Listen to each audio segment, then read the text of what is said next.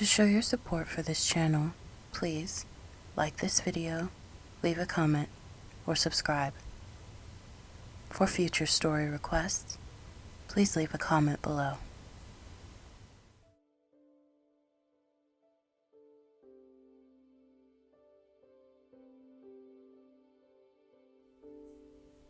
You are listening to Sleep Atlas. Hello, my dreamers and visionaries. Welcome to Sleep Atlas, the podcast where I, your narrator and host, help you, the listener, calm your mind, relax your body, and enter into sleep. Before we begin our story for the evening, let's first take a moment to breathe. Take a deep breath and hold for 5, 4, 3, 2, 1, and exhale. Take a deep breath in and hold for 5, 4, 3, 2, 1, and exhale. And once more, breathe in and hold for 5, 4, 3, 2, 1, and exhale.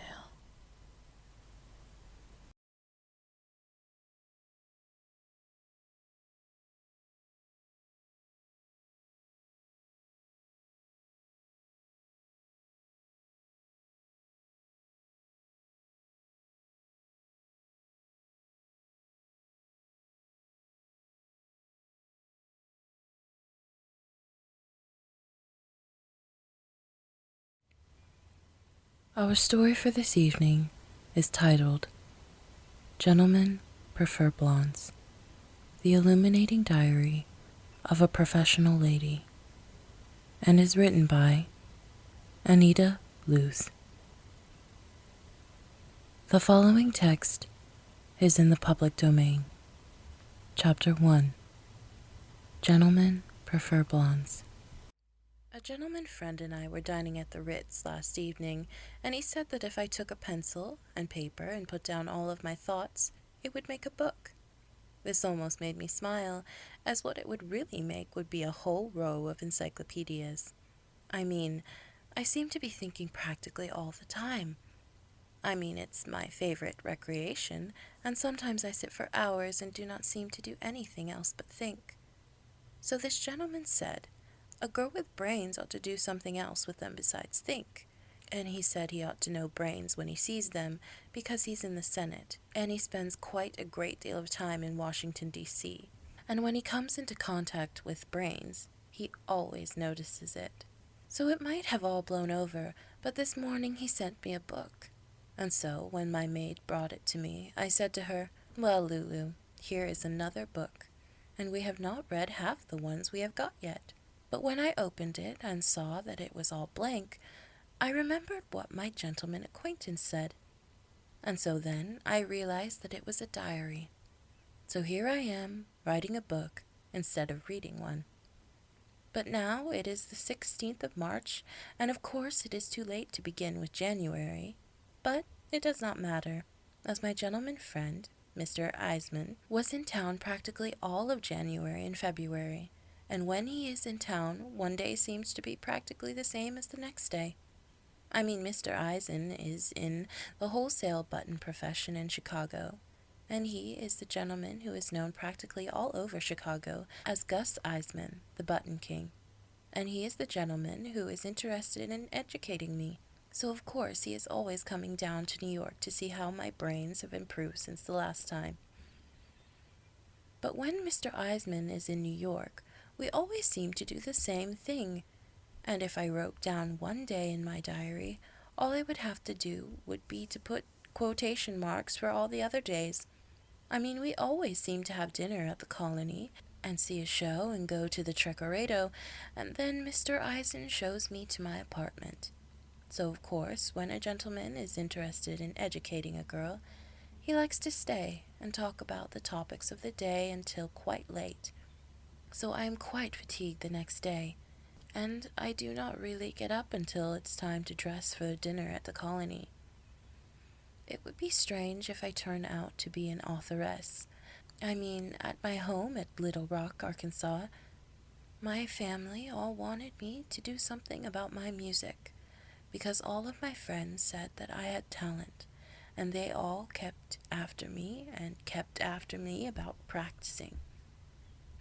But some way I never seemed to care so much about practicing. I mean, I simply could not sit for hours and hours at a time practicing just for the sake of a career. So one day I got quite temperamental and threw the old mandolin clear across the room, and I have really never touched it since. But writing is different, because you do not have to learn or practice, and it is more temperamental because practicing seems to take all the temperament out of me. So now I really almost have to smile, because I have just noticed that I have written clear across 2 pages onto March 18th. So this will do for today and tomorrow, and it just shows how temperamental I am when I get started. March 19th. Well, last evening Dorothy called up, and Dorothy said she has met a gentleman who gave himself an introduction to her in the lobby of the Ritz. So when they went to luncheon and tea and dinner, and they went to a show, and then they went to the Trocadero. So Dorothy said his name was Lord Cooksley, but what she really calls him is Cuckoo. So Dorothy said, "Why don't you and I and Cuckoo go to the Follies tonight and bring Gus along, if he's in town?" So then Dorothy and I had quite a little quarrel, because every time that Dorothy mentions the subject of Mr. Eisman, she calls Mr. Eisman by his first name, and she does not seem to realize that when a gentleman who is important as Mr. Eisman spends quite a lot of money educating a girl, it really does not show reverence to call a gentleman by his first name. I mean, I never even think of calling Mr. Eisman by his first name, but if I want to call him anything at all, I call him Daddy. And I do not even call him Daddy if a place seems to be public. So I told Dorothy that Mr. Eisman would not be in town until day after tomorrow. So then Dorothy and Cuckoo came up, and we went to the Follies. So this morning Cuckoo called up, and he wanted me to luncheon at the Ritz. I mean, these foreigners really have quite a nerve. Just because Cuckoo is an Englishman and a lord, he thinks a girl can waste hours on him just for a luncheon at the Ritz, when all he does is talk about some exposition he went on to a place called Tibet, and after talking for hours I found out that all they were was a lot of Chinamen. So I will be quite glad to see Mr. Eisman when he gets in, because he always has something quite interesting to talk about, as for instance, the last time he was here he presented me with quite a beautiful emerald bracelet. So next week is my birthday, and he always has some delightful surprise on holidays. I did intend to luncheon at the Ritz with Dorothy today, and of course Cuckoo had to spoil it. As I told him that I could not luncheon with him today because my brother was in town on business and had the mumps, so I really could not leave him alone. Because of course I went to the Ritz now, I would bump into Cuckoo. But I sometimes almost have to smile at my own imagination, because of course I have not got any brother, and I have not even thought of the mumps for years. I mean, it is no wonder that I can write. So the reason I thought I would take luncheon at the Ritz was because Mr. Chaplin is at the Ritz, and I always like to renew old acquaintances, because I met Mr. Chaplin once, when we were both working on the same lot in Hollywood, and I am sure he would remember me. Gentlemen always seem to remember blondes. I mean, the only career I would like to be, besides an authoress, is a cinema star, and I was doing quite well in the cinema when Mr. Eisman made me give it all up. Because, of course, when a gentleman takes such a friendly interest in educating a girl, as Mr. Eisman does, you like to show that you appreciate it. And he is against a girl being in a cinema because his mother is an orthodox. March 28th. Mr. Eisman gets in tomorrow to be here in time for my birthday. So I thought it would really be delightful to have at least one good time before Mr. Eisman got in. So last evening I had some literary gentlemen in to spend the evening, because Mr. Eisman always likes me to have literary people in and out of the apartment. I mean, he is quite anxious for a girl to improve her mind. And his greatest interest in me is because I always seem to want to improve my mind and not waste any time. And Mr. Eisman likes me to have the French people call a salo, which means that people all get together in the evening and improve their minds. So I invited all of the brainy gentlemen I could think up. So I thought up a gentleman who is the professor of all of the economics up at Columbia College, and the editor who is the famous editor of the New York Transcript, and another gentleman who is a famous playwright who writes very, very famous plays that are all about life. I mean, anybody would recognize his name, but it has always seemed to slip my memory because all of we real friends of his only call him Sam. So Sam asked if he could bring a gentleman who writes novels from England. So I said yes. So he brought him. And then we all got together and called up Gloria and Dorothy, and the gentlemen brought their own liquor. So of course the place was a wreck this morning, and Lulu and I worked like proverbial dogs to get it cleaned up. But heaven knows how long it will take to get the chandelier fixed. March 22nd. Well, my birthday has come and gone, but it was really quite depressing. I mean, it seems to me a gentleman who has friendly interest in educating a girl like Gus Eisman would want her to have the biggest square-cut diamond in New York. I mean, I must say I was quite disappointed when he came to the apartment with a little thing you could hardly see. So I told him I thought it was quite cute, but I had quite a headache and I had better stay in a dark room all day, and I told him I would see him the next day, perhaps. Because even Lulu thought it was quite small, she said if she was I, she really would do something definite, and she said she always believed in the old adage, leave them while you're looking good. But he came in at dinner time with a really very beautiful bracelet of square-cut diamonds, so I was quite cheered up. So then we had dinner at the Colony, and we went to a show and supper at the Trocadero, as usual, whenever he's in town. But I will give him credit that he realized how small it was. I mean, he kept talking about how bad business was, and the button profession was full of Bolsheviks who made nothing but trouble. Because Mr. Eisman feels that the country is really on the verge of the Bolsheviks, and I become quite worried. I mean, if the Bolsheviks do get in, there's only one gentleman who could handle them, and that is Mr. D.W. Griffith, because I will never forget when Mr. Griffith was directing Intolerance. I mean, it was my last cinema just before Mr. Eisman made me give up my career, and I was playing one of the girls that fainted at the battle when all of the gentlemen fell off the tower. And when I saw how Mr. Griffith handled all of those mobs in Intolerance, I realized that he would do anything. And I really think that the government of America ought to tell Mr. Griffith to get all ready if the Bolsheviks start to do it. Well, I forgot to mention that the English gentleman who writes novels seems to have taken quite an interest in me, as soon as he found out that I was literary. I mean, he has called up every day, and I went to tea twice with him. So he has sent me a whole complete set of books for my birthday by a gentleman called Mr. Conrad. They all seem to be about ocean travel, although I have not had time to more than glance through them. I have always liked novels about ocean travel ever since I posed for Mr. Christie for the front cover of a novel about ocean travel by McGrath, because I always say that a girl never really looks as well as she does on board a steamship, or even a yacht. So the English gentleman's name is Mr. Gerald Lameson, as those who have read his novel should know. And he also sent me some of his own novels, and they all seem to be about middle-aged English gentlemen who live in the country over in London and seem to ride bicycles, which seems quite different from America, except at Palm Beach.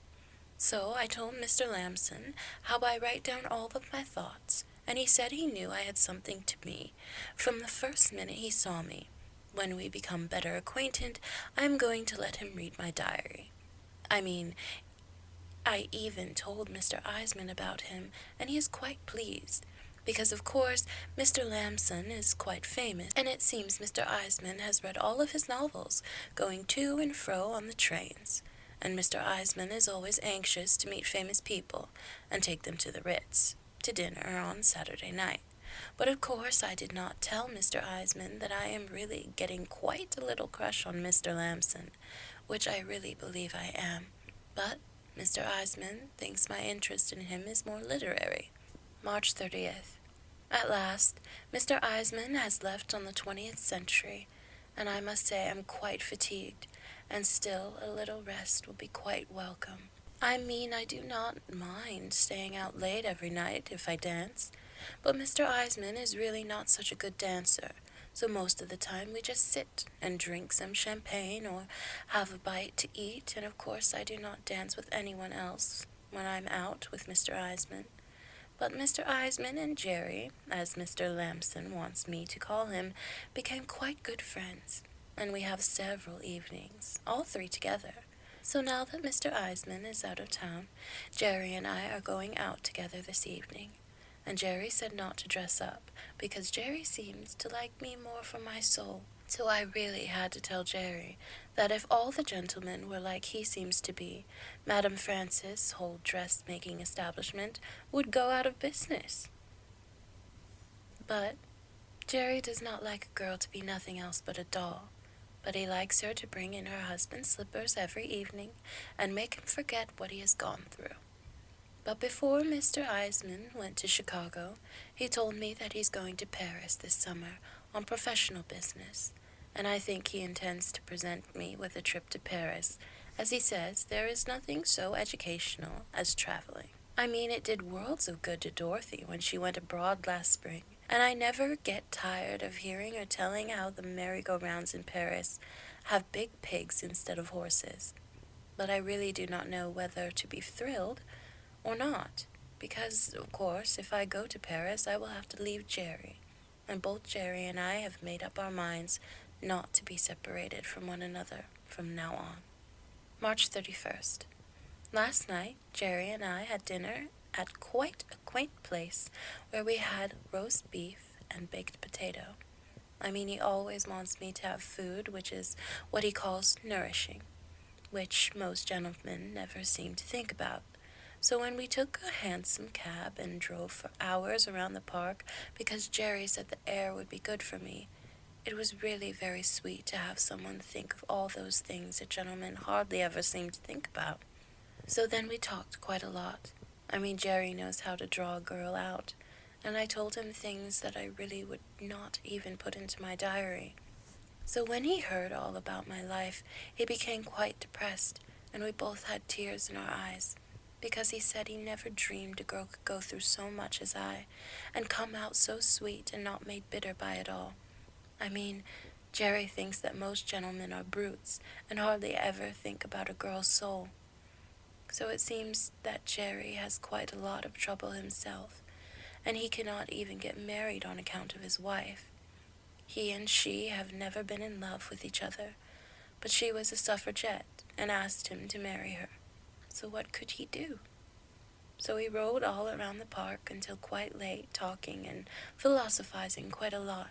And I finally told him that I thought, after all, that bird life was the highest form of civilization. So Jerry calls me his little thinker, and I really would not be surprised if all of my thoughts would give him quite a few ideas for his novels. Because Jerry says he has never seen a girl of my personal appearance with so many brains, and he had almost given up looking for his ideal when our paths seemed to cross each other. And I told him I really thought a thing like that was nearly always the result of fate. So Jerry says that I remind him quite a lot of Helen of Troy, who was of Greek extraction. But the only Greek I know is a Greek gentleman by the name of Mr. Georgiopoulos, who is really quite wealthy, and he is what Dorothy and I call a shopper, because you can always call him up at any hour and ask him to go shopping, and he is always quite delighted, which very few gentlemen seem to be, and he never seems to care how much anything costs. I mean, Mr. Georgiopoulos is also quite cultured, as I know quite a few gentlemen who can speak to a waiter in French, but Mr. Georgiopoulos can also speak to a waiter in Greek, which very few gentlemen seem to be able to do. April 1st. I am taking special pains with my diary from now on, as I am really writing it for Jerry. I mean, he and I are going to read it together some evening in front of the fireplace. But Jerry leaves this evening for Boston, as he has to lecture about all of his works at Boston. But he will rush right back as soon as possible, so I am going to spend all of my time improving myself while he is gone. And this afternoon we are both going to a museum on Fifth Avenue, because Jerry wants to show me a very, very beautiful cup made by an antique jeweler called Mr. Cellini, and he wants me to read Mr. Cellini's life, which is a very, very fine book, and not dull, while he is in Boston.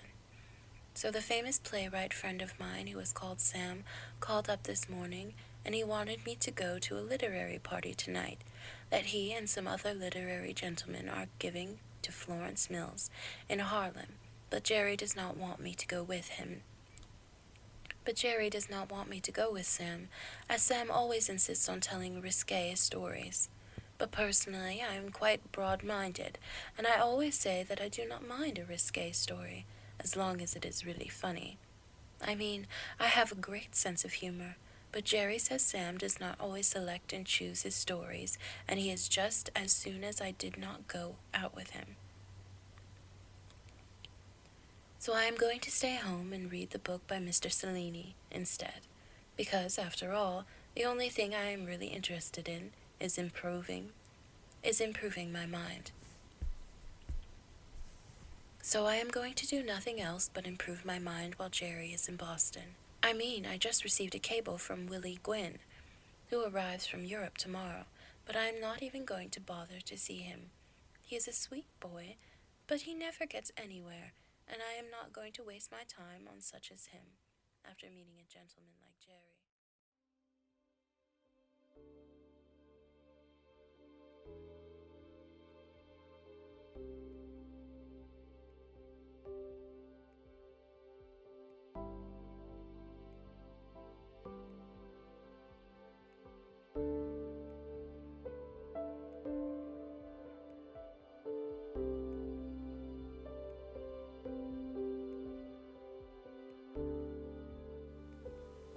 I hope you have enjoyed listening to our story this evening. New episodes of Sleep Atlas are available every Wednesday. If you would like to support Sleep Atlas, follow Sleep Atlas on Instagram at Sleep Atlas Podcast. Listeners can follow your host and narrator, Rebekah Badal, on Instagram at Becca, BEKAH, _Battle, BATTLE. Thank you for listening.